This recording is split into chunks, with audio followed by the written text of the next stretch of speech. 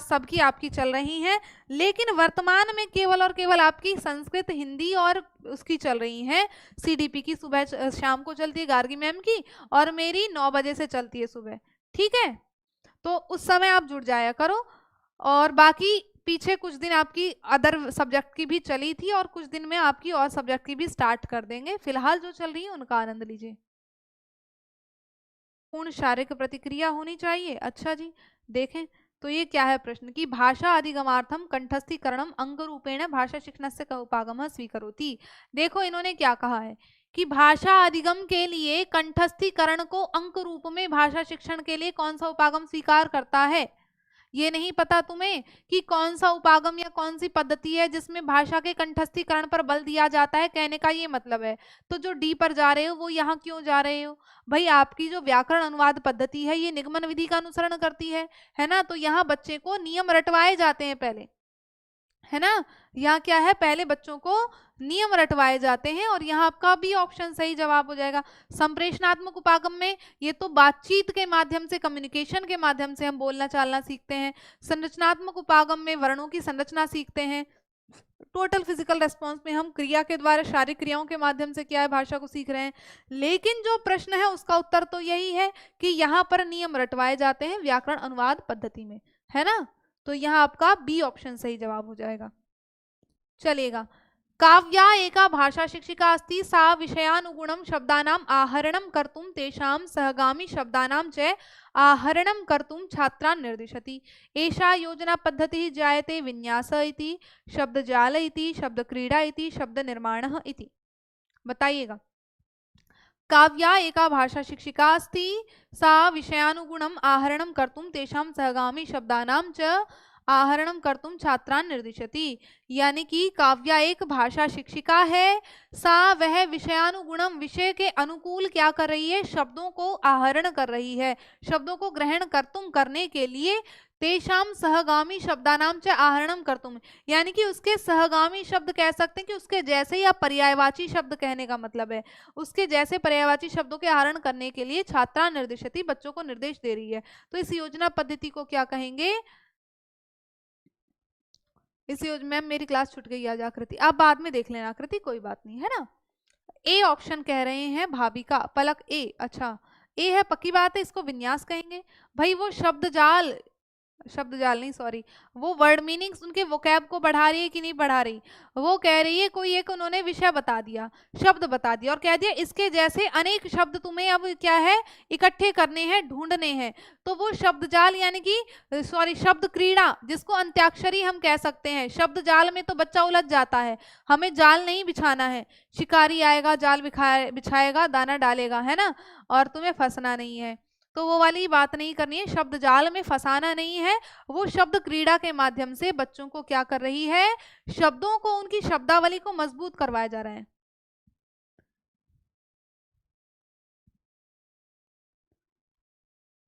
बताओ जल्दी उत्तर। इसका 40 का डी दिया है, कल्पना कुमारी, छोटी कुमारी डी, तन्वी डी, चलेगा। मोना क्लोज टेस्ट, बहुत बढ़िया। देखो क्या पूछा है कि छात्राणाम भाषा दक्षतायाः परीक्षणम कर्तुम, छात्रों की भाषा दक्षता का परीक्षण करने के लिए शिक्षिका क्या कर रही है, एकम प्रश्न पत्रम प्रस्तौति, उनके सामने एक प्रश्न पत्र प्रस्तुत करती है, और उसमें क्या है, तस्मिन, उसमें सा प्रत्येकम पंचमम पदम प्रत्याहृत्य, यानी कि प्रत्येक 5वें अक्षर को प्रत्याहृत्य यानी कि हटाकर एकम परिच्छेदम ददाती, कि उस परिच्छेद में, उस अनुच्छेद में प्रत्येक 5वां शब्द हटाया गया है। और ये किसके अंतर्गत आता है, ये आपका क्लोज टेस्ट यानी कि क्लोज परीक्षा के अंतर्गत आता है, जो कि आप अच्छे से जानते हैं कि क्लोज टेस्ट में हर लाइन का वही शब्द हटाया जाता है। अगर लाइन के तीसरे अर्थ को हटाया गया है तो हर लाइन का तीसरा शब्द हटाया गया है ना। अगर 5वां शब्द हटाया गया तो हर लाइन का 5वां शब्द हटाया जाता है, और ये क्लोज टेस्ट के अंतर्गत आ जाता है। ठीक है, प्रश्न और बचे, तसल्ली रख लो। शिक्षकः एकं पाठं स्वगत्या पठति, विद्यार्थिनः समूहेषु विभज्य मुख्य बिन्दून् आदाय पाठस्य पुनर्निर्माणं कुर्वन्ति, एवं विधं कार्यमस्ति। श्रुतलेखः, व्याकरण श्रुतलेखः, कार्यस्य पुनर्लेखः, पारस्परिक श्रुतलेखः। बताइएगा। पक्का डी, सभी डी पर जा रहे हैं अब कोई ए वाला नहीं है। देखो शिक्षकः एकम पाठम, शिक्षक एक पाठ को स्वगत्या यानी कि अपनी गति से पढ़ता है ना, अपने हिसाब से पढ़ रहा है। विद्यार्थिनः समूहेषु विभज्य, विद्यार्थियों को समूह में बांटकर मुख्य बिंदून आदाय, और मुख्य बिंदुओं को देकर पाठ से पुनर्निर्माणं कुर्वन्ति, और बच्चे क्या कर रहे हैं, पाठ का पुनः निर्माण कर रहे हैं। पुनर्निर्माण का मतलब है पाठ को पढ़ने के बाद बच्चे जब उपपाठ का निर्माण करते हैं तो वो पुनर्निर्माण कहलाता है। यानी कि एक कथा पढ़ाई, एक कहानी पढ़ाई और फिर कह दिया, बच्चों को समूह में बांट दिया और कह दिया ये कुछ कुछ मुख्य बिंदुएं हैं और इनके आधार पर क्या करना है, आपको एक उपपाठ का निर्माण करना है, इनकी पुनः दोबारा से अपने शब्दों में पाठ का निर्माण करना है। एवं विधम कार्यमस्ति, ये कार्य क्या कहलाता है, क्या इसको श्रुतलेख कहेंगे, इसको श्रुतलेख नहीं कहेंगे, ये व्याकरण का श्रुतलेख भी नहीं है और ये कार्य का पुनर्लेखन नहीं है। भाई बच्चे समूह में कार्य कर रहे हैं, है ना, और समूह में कर रहे हैं यानी कि पारस्परिक श्रुतलेख इसको कह देंगे। जब समूह में किया जाता है उन सभी बच्चों को क्या है, समूह में ये कार्य करने के लिए दे दिया, तो ये पारस्परिक श्रुतलेख, म्यूचुअल डिक्टेशन इसको।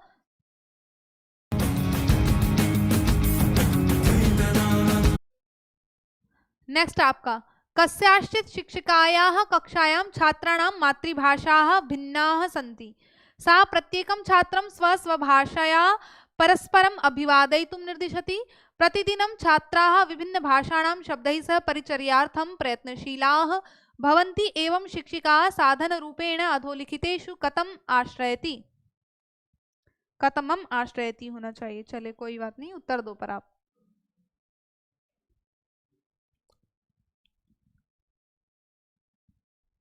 पर जा रहे हैं ज्यादातर, देखे संसाधन रूपेण बहुभाषावाद, बहुत बढ़िया बहुत बढ़िया। देखो, कस्याश्चित शिक्षिकाया, किसी शिक्षिका की कक्षा में छात्राणाम मातृभाषाया भिन्नः सन्ति, कि बच्चों की जो मातृभाषाएं हैं भिन्न है, बहुत है, विभिन्न तरीके की हैं, तो सा वह प्रत्येकम छात्रम स्वभाषाया परस्परम अभिवादयितुम निर्दिशति, वो क्या कह रही है, प्रत्येक छात्र को अपनी अपनी भाषा में अभिवादन करने का निर्देश देती है कि सभी अपनी अपनी भाषा में क्या है, नमस्ते करिएगा, है ना। तो प्रतिदिनम छात्राः विभिन्न भाषाणां शब्दैः सह परिचर्यार्थं प्रयत्नशीला, प्रतिदिन छात्र क्या है, विभिन्न भाषाणां शब्दैः सह, विभिन्न भाषाओं के शब्दों के साथ परिचर्यार्थं प्रयत्नशील है, यानी कि परिचर्या करने के लिए, बातचीत करने के लिए प्रयत्नशील है। एवं शिक्षिका साधन रूपेण अधोलिखितेषु कथमम आश्रयति, वो साधन रूप में क्या कर रही है, बहुभाषावाद को बढ़ावा दे रही है ना। तो यहाँ आपका क्या होगा, ए ऑप्शन ही सही जवाब हो जाएगा। ठीक है, संसाधन रूपेण बहुभाषावाद इसको हम कह सकते हैं। अब यहाँ आ जाते हैं, विद्यार्थिभ्यः एकस्याः भाषायाः परिचर्यार्थं कथमः मार्गः न समुचितः, अन्त्यानुप्रासिक कविताभिः गीतैः च शब्दैः लघुवाक्यैः च वर्णमालाक्षराणां शिक्षणेन और मौखिक श्राविकादान प्रदान द्वारा। एक विद्यार्थी के लिए कहा ना, विद्यार्थिभ्यः एकस्याः भाषायाः परिचर्यार्थम, विद्यार्थी के लिए किसी एक भाषा के परिचय के लिए कौन सा मार्ग उचित नहीं है,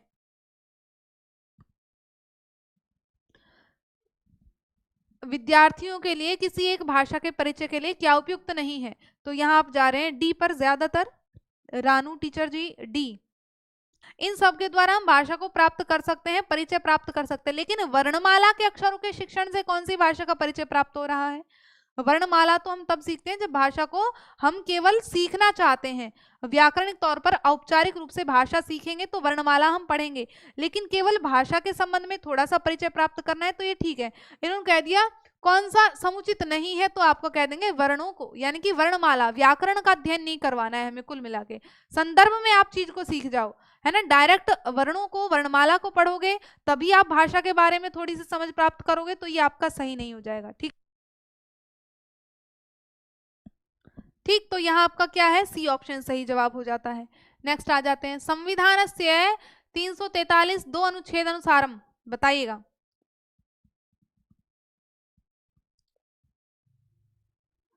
संविधान के अनुच्छेद 343 के भाग 2 के अनुसार हिंदी राजकीय भाषा है, हिंदी सहराजकीय भाषा है, आंग्ल भाषा राजकीय भाषा है या आंग्ल भाषा सहराजकीय भाषा है, जल्दी बताओ। प्रश्न नंबर 44 मोना वर्मा ने दिया है सी, और अमित ने दिया सी। कब्रिस्तान की महारानी सिर पकड़कर बैठ गई, तन्वी शर्मा डी, चलेगा डी, डी पर जा रहे हो, डी और सी पर। देखो जो सी पर जा रहे हो, तुम ये बताओ आंग्ल भाषा किसको कहते हैं? अंग्रेजी को। अंग्रेजी क्या हमारी राजभाषा है? कहाँ से हो गई राजभाषा? वो सह राजभाषा है, सहायक राजभाषा है। तो यहाँ आपका होगा डी ऑप्शन सही। हिंदी राजभाषा है, ये किसके अनुसार है? अनुच्छेद 343 के भाग 1 के अनुसार। ठीक है, अनुच्छेद 343 के भाग 1 के अनुसार हिंदी राजभाषा है, और उसी के 343 के भाग 2 में अंग्रेजी को सह राजभाषा के रूप में स्वीकार कर लिया है। ठीक है, तो यहाँ आपका क्या है? डी ऑप्शन सही जवाब हो जाता है। ठीक है, चलेगा, आगे बढ़ते हैं। विद्यार्थिनां श्रवण कौशलस्य आकलनं कर्तुं शक्यते। प्रतिदिनं पुनः पुनः अभ्यास द्वारा कथायाः वर्णनं कृत्वा तदुपरि बोधक परक प्रश्न ही अधिकम मौन वचनार्थम अवसर प्रदानेन छात्रान् भ्रमणार्थम बहिः नीत्वा।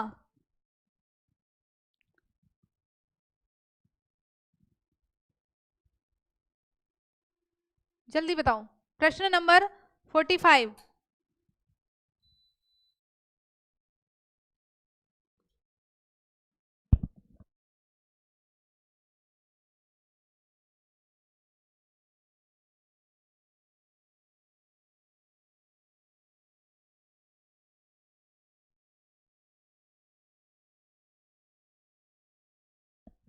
फोर्टी फाइव का सी दे रहे हैं, सी। उमा पटेल सी, धीरज कुमार सी, है ना। क्यों दे रहे हो आप सी? क्योंकि अवसर दिया जा रहा है ना, बच्चों को क्या है?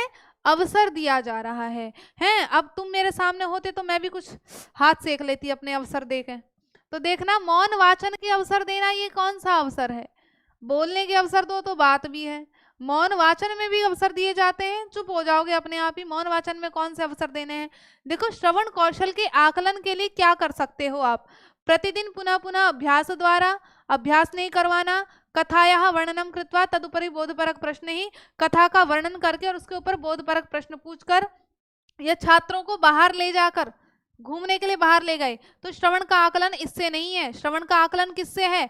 हमने कोई कथा सुनाई, कथा सुनाकर फिर बच्चों से उससे रिलेटेड प्रश्न पूछे, तो इसी से तो श्रवण का आकलन है कि जो मैंने सुनाया क्या बच्चों ने ध्यानपूर्वक सुना कि नहीं सुना, है ना। तो बच्चे ध्यानपूर्वक सुन रहे हैं, यही श्रवण का आकलन है। बच्चे मौन बैठे हैं, ये कोई आकलन नहीं है। ठीक है, तो यहाँ आपका क्या हो जाएगा? बी ऑप्शन सही जवाब हो जाएगा। पठनस्य, देखो पठन की प्रारंभिक अवस्था क्या है? हम अक्षर और ध्वनि में कम से कम समन्वय स्थापित कर पाए, है ना। वर्णमाला को कंठस्थीकरण, रटने पर बल नहीं देना है ना। वर्णमाला हालांकि रटवाई जावे बच्चों से, पर लेकिन हमें पेडागोजी के अनुसार देखेंगे तो अक्षर ध्वनि में समन्वय स्थापित करना, यानी कि जो आप बोल रहे हैं या जो लिख रहे हैं वही बोल पा रहे हैं, तो लिखे हुए को बोल पाओ, बोले हुए को लिख पाओ, यही है अक्षर और ध्वनि में समन्वय स्थापित करना। तो प्रारंभिक अवस्था में आपका यही करवाया जाता है, अक्षर ध्वनि में समन्वय स्थापित करना। इस बात पर आपको ध्यान देना चाहिए, है ना, कि बच्चे लिखे हुए को वही बोल रहा है, ये ऐसे अनार है और ये ई से इमली है, इन दोनों को जो लिखा हुआ है वैसे ही बोल रहा है। ठीक है, चलेगा। युवलेखकानां आवश्यकतानुसारं शिक्षकाः प्रतिक्रियां कुर्यात्।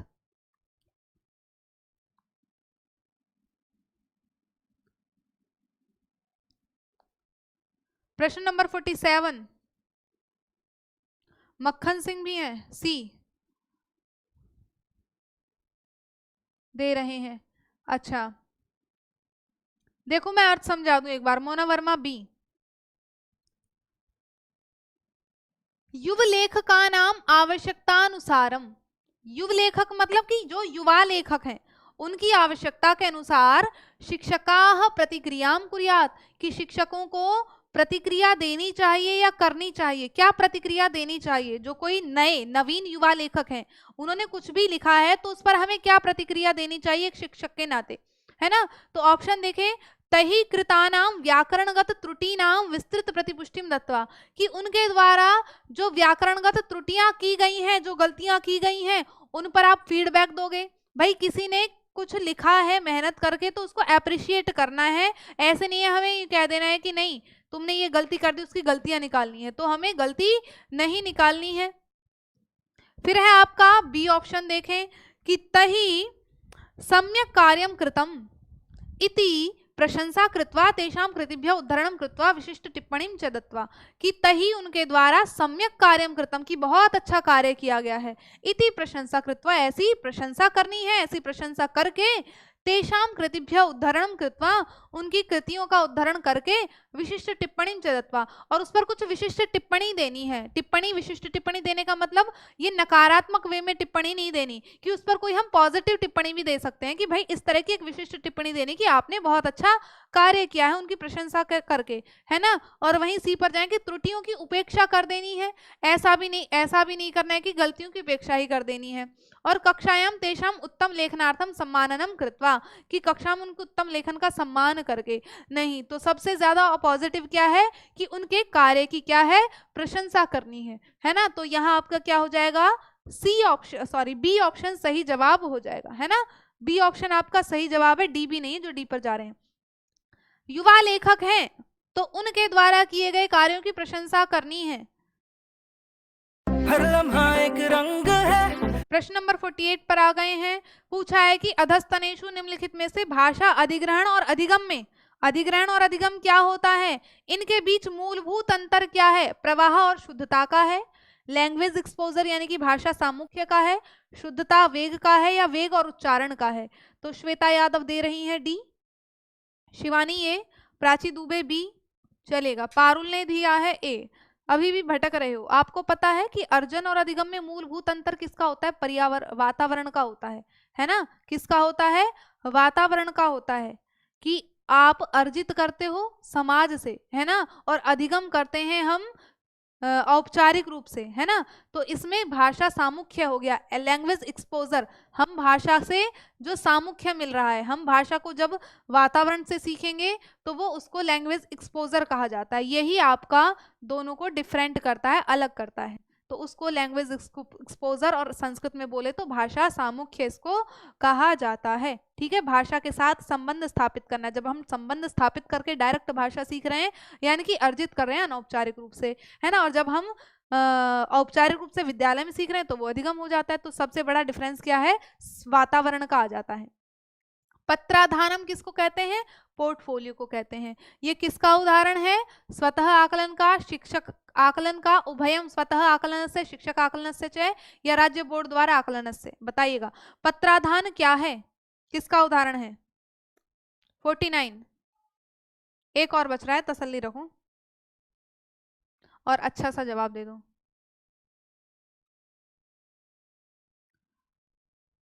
मक्खन सिंह ने बी दिया है, कल्पना कुमारी 49 का सी, भाविका सी, आदित्य विश्वकर्मा सी, चित्ररेखा सी, धीरज यादव सी। चलेगा, देख लेते हैं। सी और ए पर जा रहे हैं, जो ए पर जा रहे हो वो डट जाओ। देखो, पोर्टफोलियो जो है वो क्या होता है, पोर्टफोलियो में आप जानते हैं कि उसमें अध्यापक और छात्र दोनों की शैक्षिक और सहशैक्षिक गतिविधियों का क्या है, आकलन होता है ना। उसको हम क्या कहते हैं, उसको हम पोर्टफोलियो कहते हैं। ये क्या हो गया,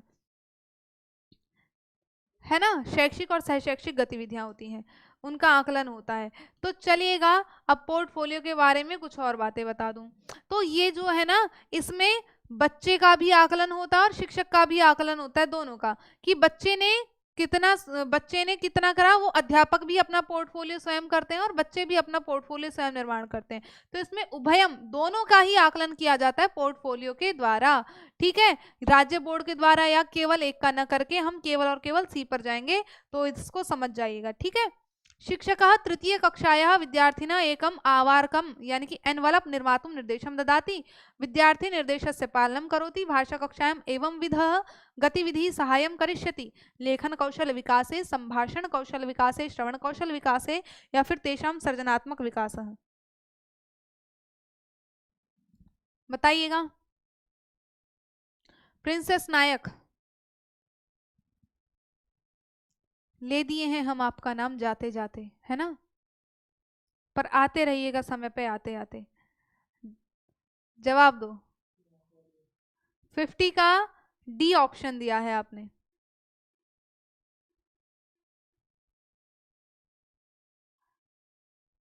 संगम कुमारी बी दे रही हैं। देखो प्रश्न क्या है कि उत्तर क्या है, बताइए, प्रश्न यह है कि उत्तर क्या है। शिक्षकः तृतीय कक्षायाः विद्यार्थिनः एकम आवारकम निर्मातुम निर्देशम ददाति, कि शिक्षक जो है तृतीय कक्षा के विद्यार्थियों को एकम आवारकम यानी कि एक लिफाफा बनाने का निर्देश देता है। ठीक है, विद्यार्थी निर्देशस्य पालनम करोति, विद्यार्थी क्या करता है, निर्देश का पालन करता है। और भाषा कक्षा में ये गतिविधि किसमें सहायक है, ये लेखन कौशल के विकास में सहायक है, ये संभाषण कौशल में विकास। देखो, लिफाफा बनाना क्या संभाषण कौशल में, बोलने के कौशल में सहायक होगा, नहीं होगा, है ना। श्रवण कौशल में सहायक है, भाई तुम लिफाफा बना रहे हो, इससे कौन सा श्रवण कौशल विकसित होगा, नहीं होगा, ना इससे लेखन कौशल विकसित होगा। सर्जनात्मकताया विकास यानी कि उनकी रचनाशीलता का विकास हो रहा है। जब हम कुछ निर्माण कर रहे हैं, नई चीज बना रहे हैं, लिफाफा आदि कर रहे हैं, तो क्रिएटिविटी नजर आ रही है, रचनात्मकता बच्चे में नजर आ रही है। सर्जनात्मकता का मतलब क्या है, सृजनशीलता, रचनात्मकता कहेंगे इसको। ठीक है, तो यहाँ आपका डी ऑप्शन सही जवाब हो जाता है। 50 प्रश्न आपके यहाँ कंप्लीट हो जाते हैं। अब एक और आपका ऑप्शन है कि पाठ्यपुस्तकात् बहिर्गमनम इत्युक्ते पाठ्यपुस्तकम अतिरिच्य पूरक पाठन सामग्रीणां प्रबंधनम, पाठ्यपुस्तकस्य उपेक्षां कृत्वा ततः बहिर्गमनम, पाठ्यपुस्तक केंद्रित ज्ञानम स्यात्। ये वैसे तो मैंने आपके लिए होमवर्क लेके आई थी, पर चलो मैं करवा देती हूँ, फिर तुम भटक जाओगे। माता मैम चीता बैच में आप पढ़ाएंगे ना, अच्छा चीता बैच आपको टाइम टेबल नहीं बताया, उधर आपके अरुण सर पढ़ाएंगे, है ना, मैं यहाँ आपको टीचिंग पे पढ़ाऊंगी। ठीक, पाठ्य पुस्तकात बहिर्गमनम, पाठ्य पुस्तक से बाहर जाना, इसके संबंध में कौन सा कथन सही है, तो देखिए